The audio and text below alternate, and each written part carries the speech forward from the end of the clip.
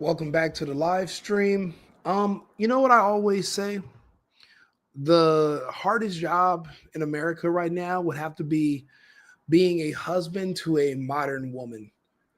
And the second hardest job would have to be being a father to a modern teen daughter. We'll get back to that. This is about the charges against Patrick Beverley. I've been receiving people requesting that I do at least a short story about this because I do live in Texas also, and I understand what Mr. Beverley is probably going through. So we'll talk about it. But let's first listen to the charges on the news. Well, a former Houston Rockets player is speaking out tonight after his arrest in Fort Bend County. Thank you so much for joining us tonight. I'm Daniela Guzman. Keith Garvin is off. Patrick Beverley was arrested at his home early this morning. He's charged with assault, family violence involving a household member. KPRC2 News reporter Corley Peel joining us now live about why Beverley's attorney says his arrest is a big misunderstanding. Daniela, Patrick Beverley's attorney sent us a statement saying that he was defending his little sister at the time of that incident. Beverley is also cautioning the public about these allegations. Hours after bonding out of jail, Patrick Beverley posted on X saying, "Please don't believe everything you see on the internet. Hope all is well. Love." Fort Bend County deputies showed up to the former Rockets player's home before 4 a.m. Deputies say a situation transpired between family members, leading to a family violence incident. He was arrested and later made his $40,000 bond. Details about the crime are not clear. According to Beverley, initially when he first was arrested, he came home and discovered that his teen, I believe it's his niece, that lives with him. And typically, a lot of times when you have a family member living with another family member, it's usually because the teen is troubled and she was kicked out of, they're kicked out of wherever they at. I was a teen that used to get in trouble a lot.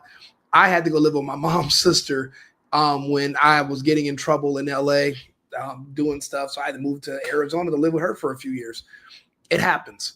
But I'm a boy.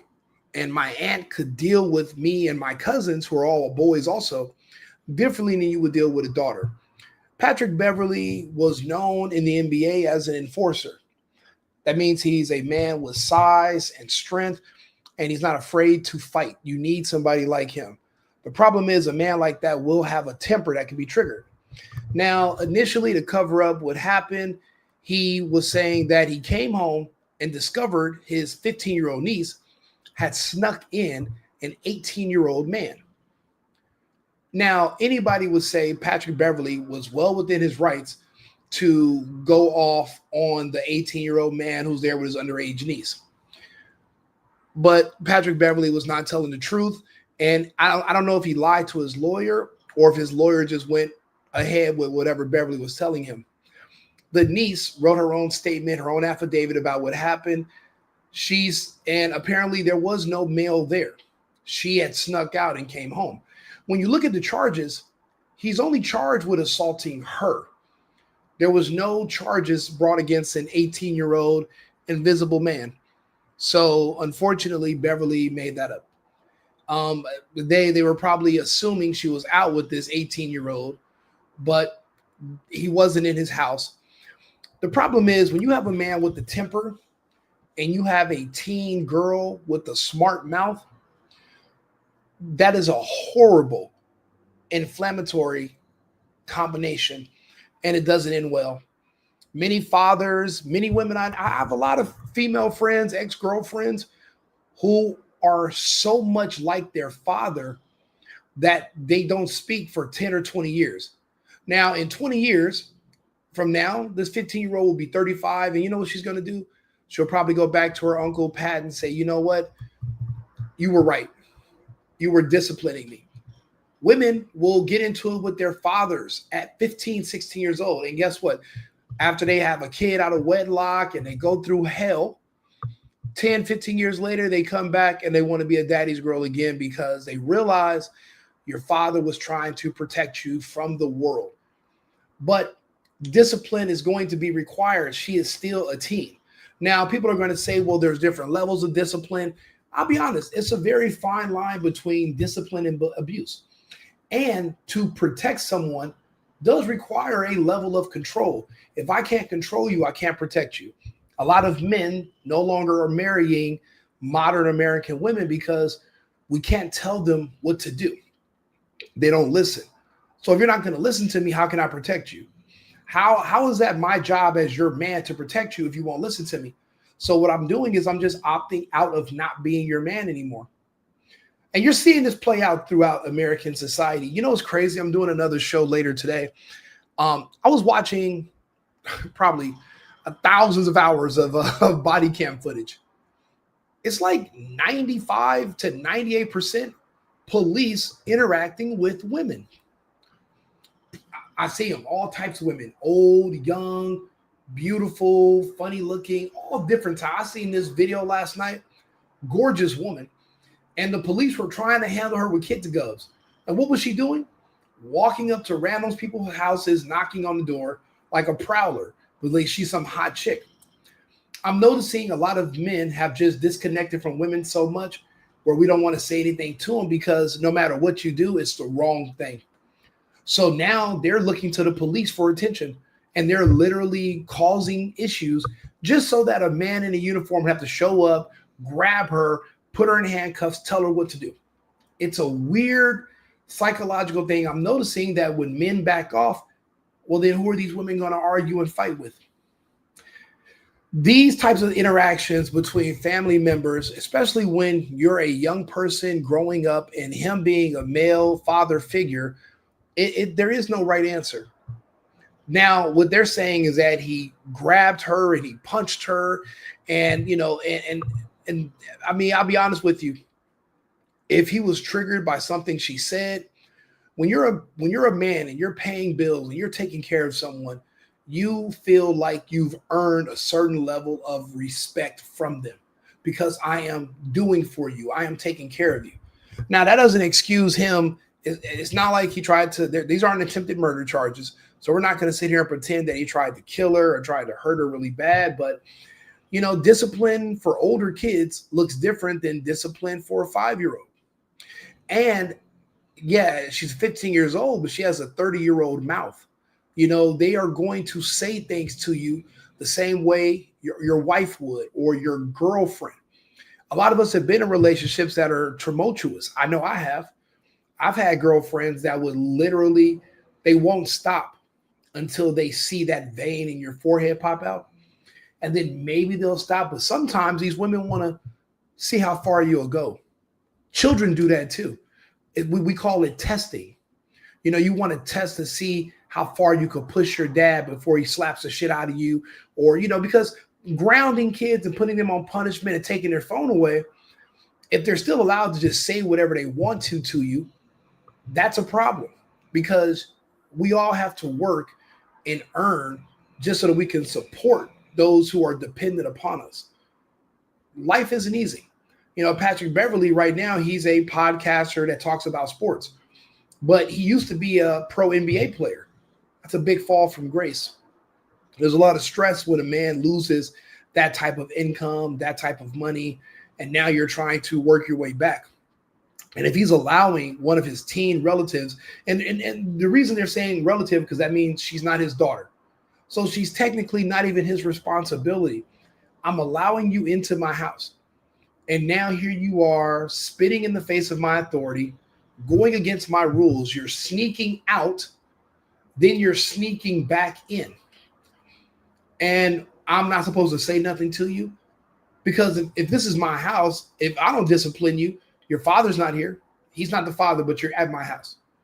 So who is going to be in charge of disciplining this person or punishing her? Whose responsibility does that fall upon? Sounds like it would fall upon Patrick Beverley. But what do? He's not her father. What do you say? There's no playbook. There's no real right answer.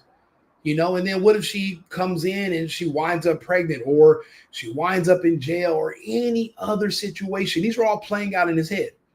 And if she's living with him, no matter what situation happens, it's going to be on him to come save her and bail her out. And, and financially, he's going to be responsible ultimately. But you got to think about it, knowing how these people play out nowadays, knowing how modern women and probably modern kids now, she's going to drag this for the rest of her life. She's going to say that she's not able to work. She's not able to go to school because she has nightmares of the time that he choked her and he grabbed her, and she's going to milk the hell out of this situation. So that's what the news is saying. There is an updated report about what happened with him that was on a sports show. So let's this is from 22 hours ago. So let's listen to this. In the middle of the All right, so we've learned more details surrounding the arrest of former NBA player turned podcaster Patrick Beverley. So according to TMZ Sports, the ex-NBA player is accused of punching his sister in the eye and choking her for up to 30 seconds at a Texas home. Let's go into this because according to the probable cause affidavit, Beverly's sister told officials she left the home in the middle of the night without permission to see her boyfriend at a nearby park on November 14th. When she returned home, her mother, Lisa, was awake and told the daughter to call her boyfriend to tell her to come back and to pick her up. When the boyfriend got back to the house, he was told to go inside, and Lisa then called Patrick Beverley to come over to the house. Pat Bev then allegedly had words with his sister before he grabbed her by the neck with both hands and picked her up off the ground where her feet came up from the floor.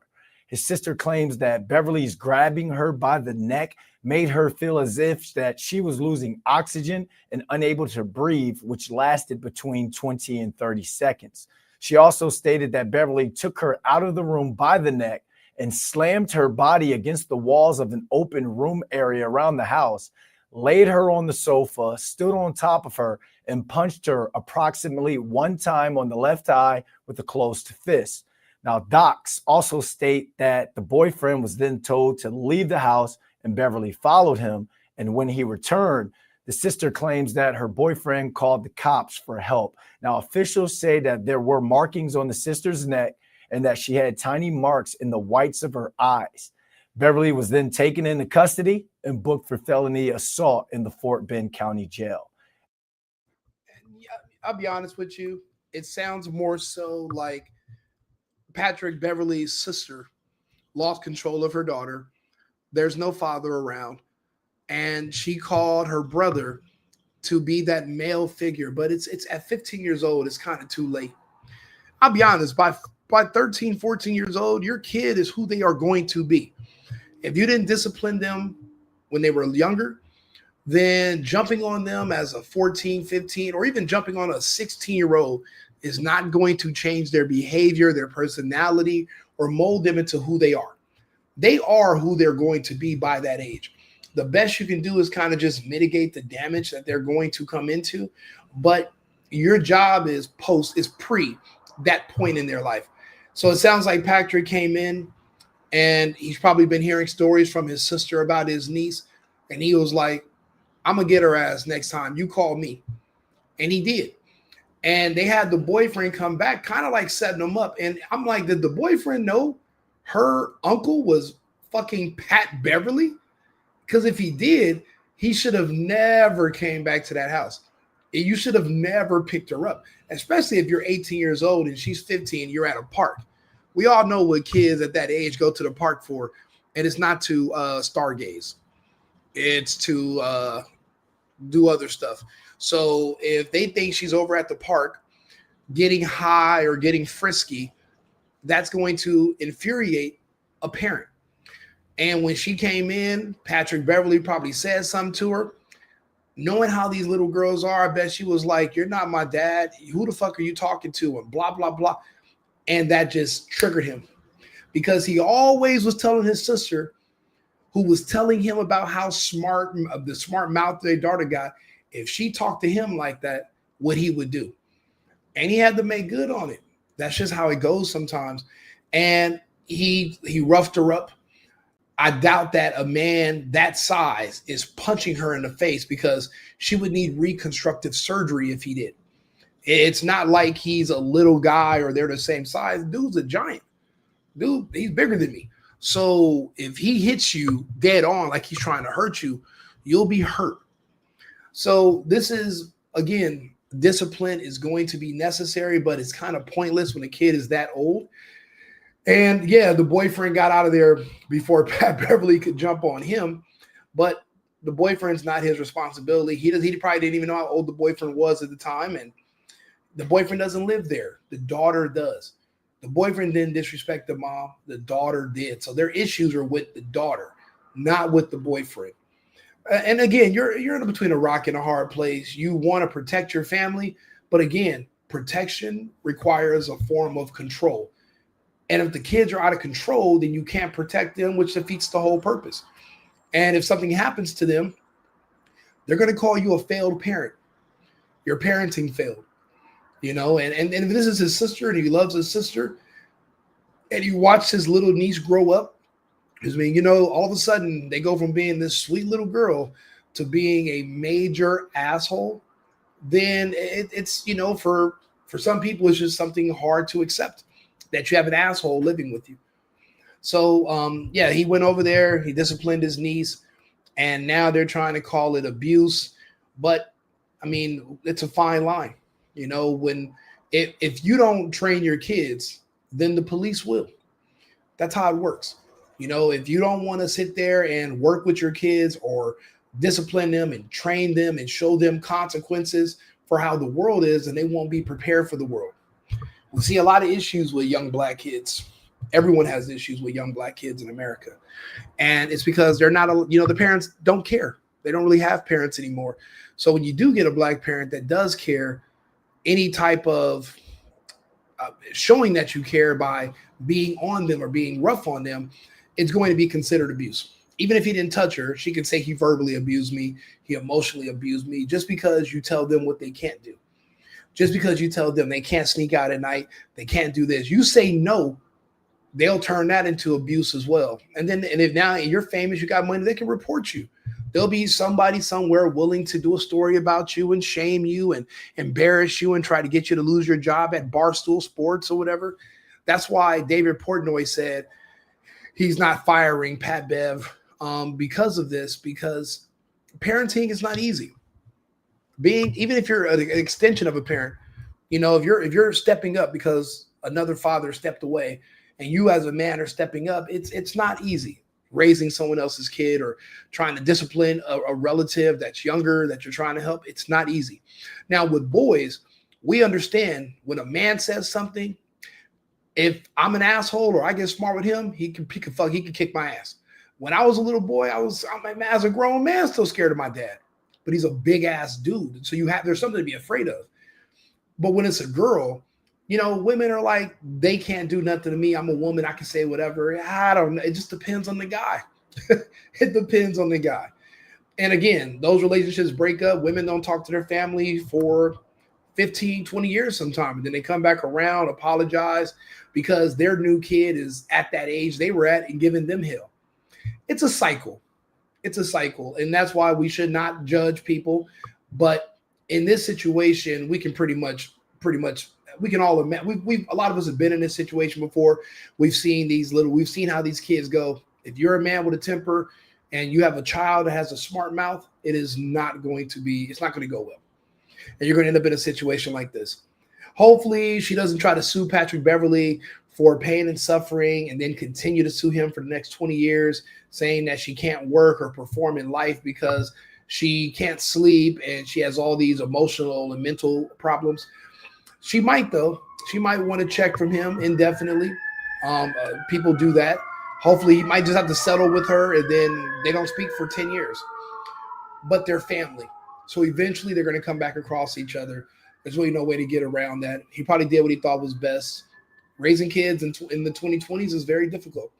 There's really no right answer. So do me a favor. Let me know if you agree. Leave a comment, like and subscribe. I'll be back on with another live in about 20 minutes. And we got some other topics coming up for today. Thank you very much. Cheers. I've been needing to find a new apartment, which has not been easy with credit as bad as mine. Luckily, I found cosigning.com. They connected me with a cosigner who helped me get my dream apartment for me and my dog. I just paid a small fee and was able to move in fast. Get the cosigner you need for the apartment you want. Check out cosigning.com today.